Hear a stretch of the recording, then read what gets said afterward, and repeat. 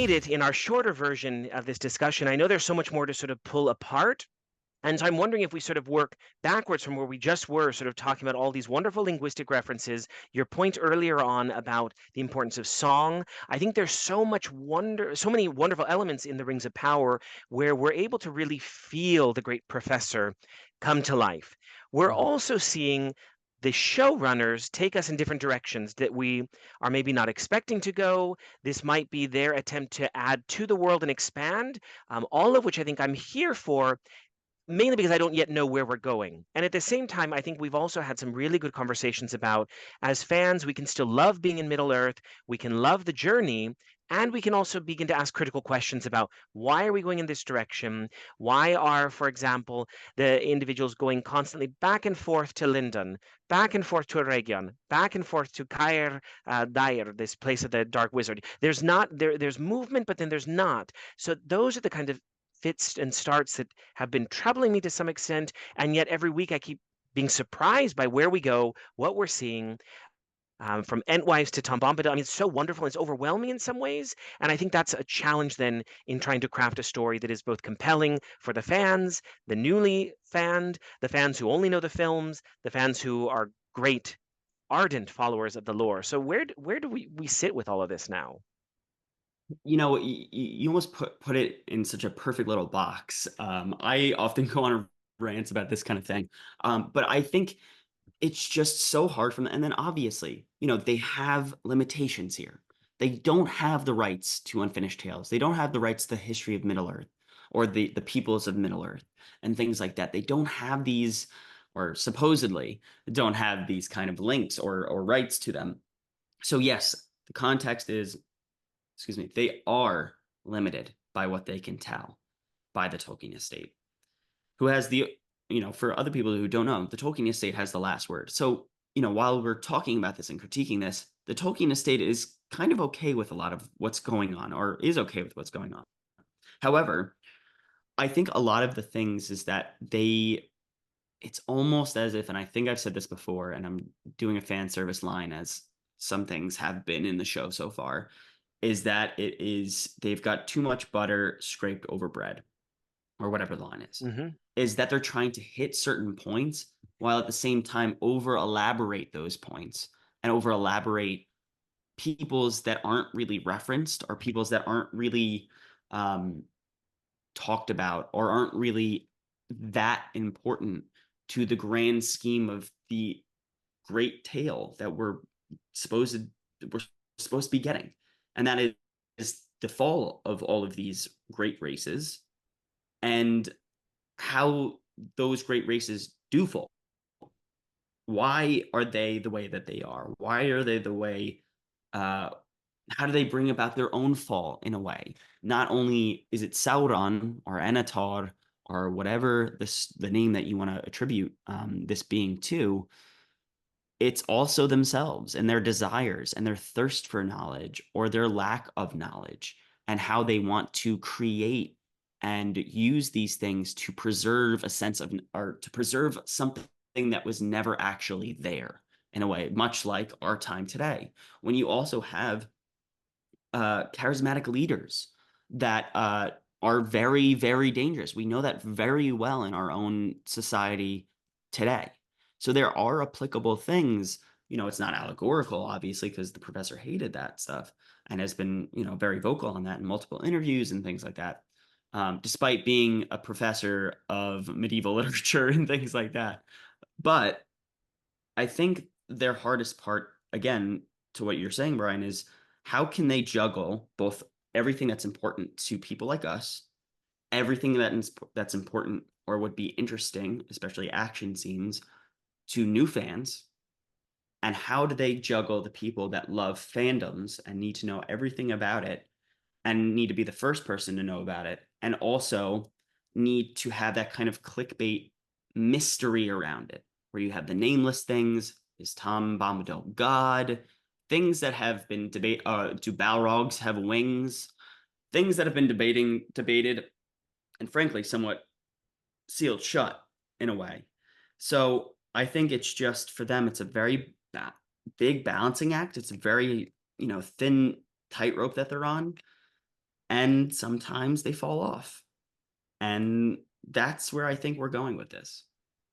Yeah, I agree. I mean, it is in a massive world, Middle Earth, and especially as we start going into uncharted territory for the cinematic presentations of this world, and that becomes a challenge. And also to create that sense of familiarity, I think, as I was mentioning to you in our pre-discussion, the Harfoots have grown on me to a certain extent, and I'm grateful to meet their relatives, the Stoors, and to have this story with the Shire. That feels like a nice full circle moment, and yet some of the writing then feels too simplified.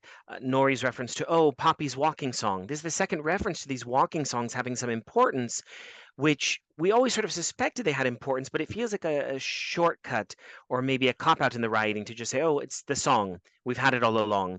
It's nice to be reminded of that.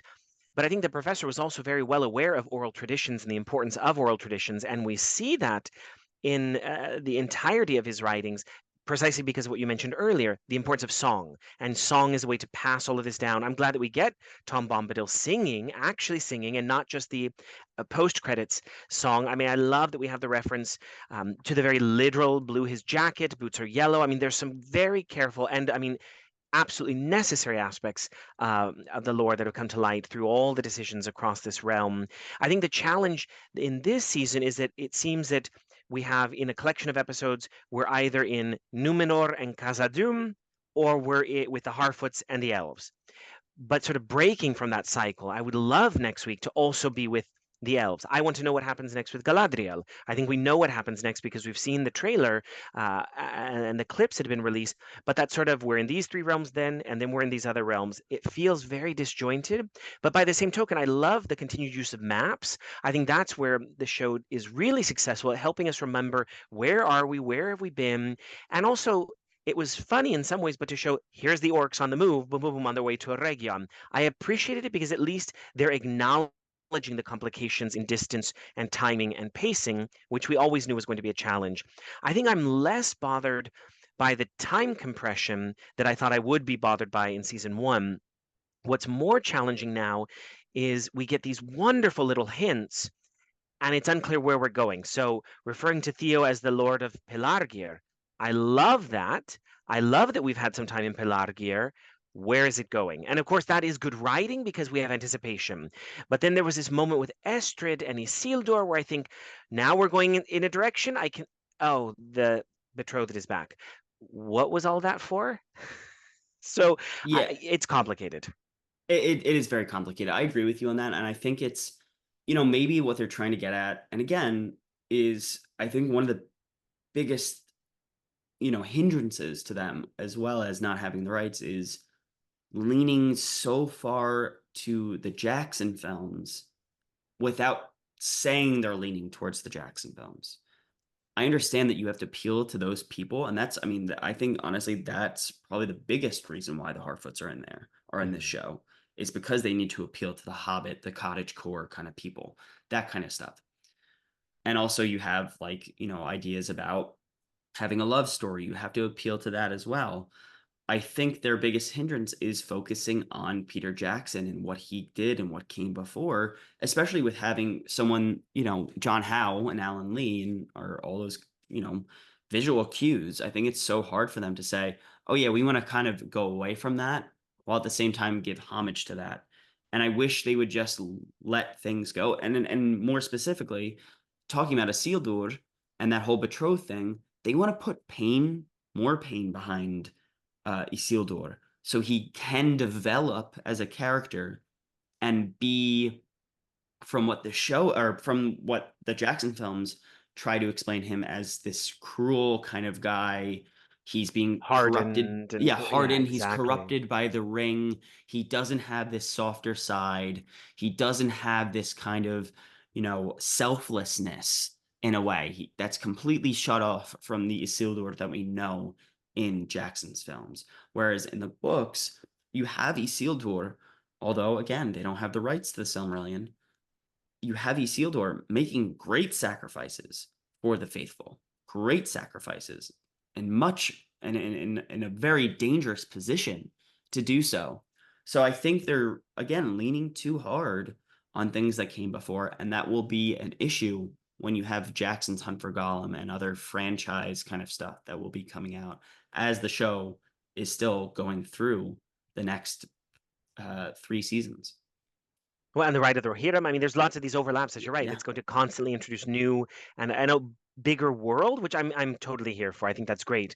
I think if we can get to some of the other points, the power of the ring and the influence of the rings, rather, on the elves that we've seen so far. I mean, this is a point where, again, by having the elven company with Galadriel and Elrond go to a region, it already seems problematic that then Galadriel would go off into Eregion with Nenya, and yet she goes, doesn't want to be captured, sends the ring back with Elrond. That also felt clunky in some ways because you wouldn't have needed to write yourself into that corner if the Elven rings were not yet created, Yeah. right? So that feels overly cumbersome in a way that you didn't need initially. So that's a challenge, but I loved seeing the power of the of Nenya and to see that interaction between I know you think this ring is deceiving me, but I believe it is guiding me. Great, wonderful dialogue. I think it is helping develop the characters. It does feel like they are really old friends, as they are, who are just bickering, and that's a Yeah. little bit exhausting to watch from a certain perspective. Um, so I don't know. I think there's a lot to sort of work with within the world. Oh, no, absolutely. I think one of the things is that people are so again, hyper focused on what they know before. That they know these characters in a certain type of way, and that's what the main, issue with a lot of people that were frankly not being you know, what's that word? Oh my God, not being true faith kind of debaters in a way, or whatever you Hmm. want to call it. They don't have things in true faith, is talking about Galadriel and how she's hardened and how she's stubborn and all this kind of stuff. Because they have that perspective that we are in 2024. We're watching, we're used to 2022. We're used to Right. watching, excuse me, Kate Blanchett's performance in the very stoic and all that kind of way. And then the same thing with Elrond, not being as kind as Summer as he was in Jackson's films, not being, loyal friend, not being this kind of thing. He's in the autumn of his life, whereas in this, he's in a spring of his life in a way. And But I it's tricky think, because even with the Jackson films, I mean, we really don't get the Galadriel Elrond interactions yeah, except in the extended editions, really. I mean, those scenes cinematically had been removed for the most part, right? I mean, we get the added scenes where they have the gift of foresight, they're able to communicate in this almost telepathic way, right? And that comes in the extended edition. So yeah, that it's complicated, like which aspect of the fandom are we appealing to, which aspect of right. Jackson? But I mean, and again, I don't want to keep talking about that, but I do enjoy their relationship in that way because they're family. There is no doubt without that. I mean, you look at Elrond's story, him and his twin brother were abducted, essentially, as children when their parents literally flew away um, from where they were. They were abducted by who was it? Maglor and oh God, Maedhros. I Mm. think it was those two. So they were abducted by these guys, by the sons of Feanor, who started this big, thing. And then, as things go on, Galadriel is his only real family in a way because those two guys are long gone. And And then with Elros, is no longer in yeah, the and picture. exactly, Alros is in Numenor and it has died since. So the only people that he has are Galadriel and Gilgalad. Those are the only two people. So it makes sense to me as to why they would be in this way because they're so comfortable with each other. They can voice each other's true opinions without offending each other and all kind of stuff. But at the same time, I do think that what people misunderstand is that, again, Elrond's history is so utterly scarred by objects, by material culture that he had no control over. He had absolutely nothing to do with these things, and yet his life is forever changed. And then the life of his brother and his daughter is forever changed because of the choices that other people have made and other oaths that people have made. And it'll be interesting to see how he goes against his oath on the mountain to Durin. And I think that's going to happen in this season as well. I think you're right. I mean, it'll be great next week to be back in Khazad-dûm to see what's happening there. We have this inkling. Eventually, we're going to. There we are. Brilliant. I mean, we are going to see the doors of Durin for sure. I think this season we've had hints at it. If they don't create them, then we'll see them in the next season for sure. But the Balrog, of course, as well. There's a lot that's happening underneath. In the dark places of the world. So I like where we're going. I think it's been wonderful to see this ever expanding world. I do hope in the final four episodes that the pacing sort of course corrects. It seems that we're going to get the battle and maybe downfall of a region very soon. If it happens next week, great. Maybe the following week. But I hope that there's at least an episode or two as a cushion to move us forward, because it always troubles me when we end with a massive catastrophe as a cliffhanger with the destruction of a place like Eregion. I mean, I think we should see the creation of the Nine.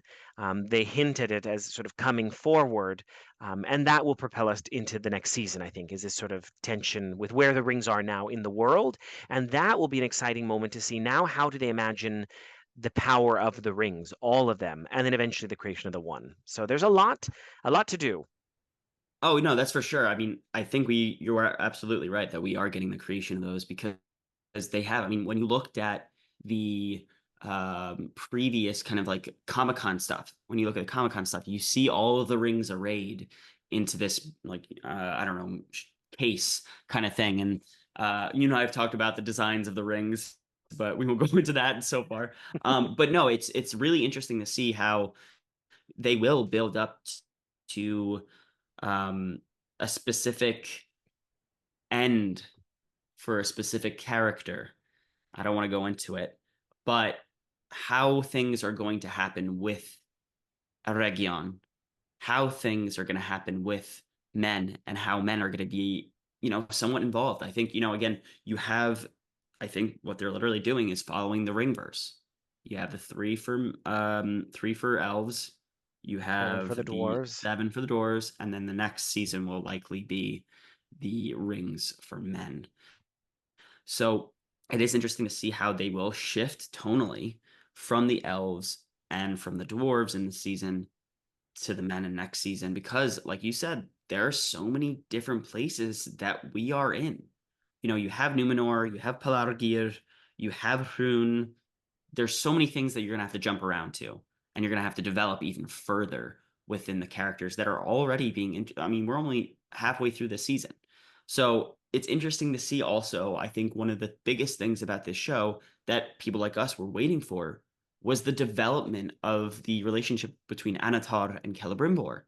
And again, we're still not, for me at least, getting so much into the nitty-gritty of what that relationship should and could be. We're not getting into that. We're getting into a little bit of pushback from each other Right. in that one scene with Durin, which I like to see that stubbornness of the dwarves against Anatar's silver tongue in a way. Um, but I do wish that we got to see more thus far, with Celebrimbor and Anatar's relationship. I agree. I mean, and I think with Celebrimbor's fate and sort of maybe where we're going through this season, I'm also curious if we'll eventually get to Imladris or a Rivendell, and also when does Lorien enter the picture? In the timeline, it could happen in season three. Elrond could stumble upon Imladris in season two, perhaps still at the end. I mean, there's lots of possibility.